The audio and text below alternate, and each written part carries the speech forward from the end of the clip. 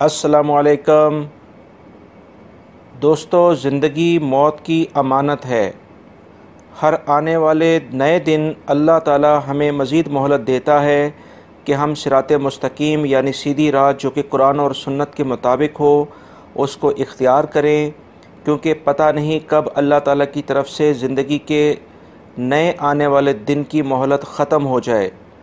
ये तमाम बातें मैं आपसे इसलिए कह रहा हूँ कि अभी एक ख़बर आई है कि 135 पाकिस्तानियों की मैयतें लाशें उनके मुल्क में यानी पाकिस्तान में रवाना कर दी गई हैं।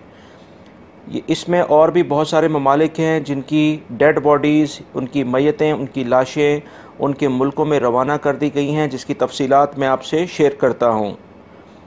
दोस्तों, सऊदी अरब में अगर किसी गैर मुल्की का इंतकाल हो जाता है तो सऊदी पोस्टमार्टम का शोबा लाशें यानी डेड बॉडी को उनके मुल्कों में उस वक्त रवाना करता है या उस वक्त उनको इजाज़तनामा देता है जब यकीन हो जाए कि इस फ़र्द की तिब्बी मौत यानी ये कुदरती तौर पर इसका इंतकाल हुआ है। तबई मौत ना होने की सूरत में लाशों को सर्द खाने में रख दिया जाता है, यहाँ तक कि तमाम कानूनी तकाज़े पूरे किए जाएँ। ऐसे गैर मुल्की अफराद की भी लाशें सर्द खानों में रख दी जाती हैं जिन्हें लावारिस शुमार किया जाता है, जिनका आगे पीछे सऊदी अरब में कोई नहीं होता और इनके बारे में कोई मालूमात नहीं होती हैं, या वो जिनके वर्सा बैरून मुल्क में होते हैं। हादसात में वफ़ात पाने वाले अफराद को भी सर्द खानों में रखा जाता है।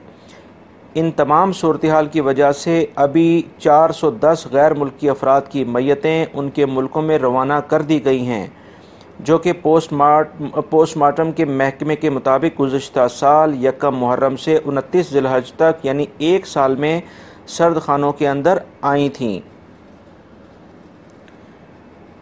दोस्तों, इन 410 गैर मुल्की अफराद की लाशों में सबसे ज़्यादा लाशें 135 अफराद जो कि पाकिस्तानी हैं इनकी हैं, जो कि सबसे ज़्यादा हैं।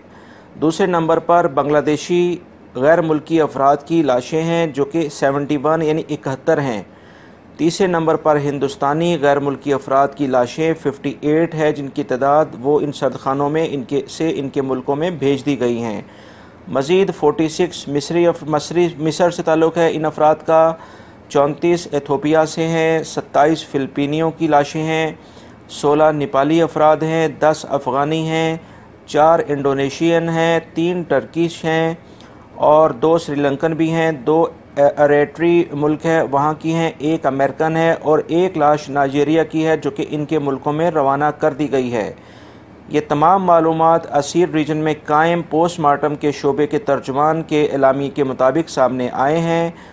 लिहाजा दोस्तों, ये रमज़ान के कुछ अयाम बाकी हैं।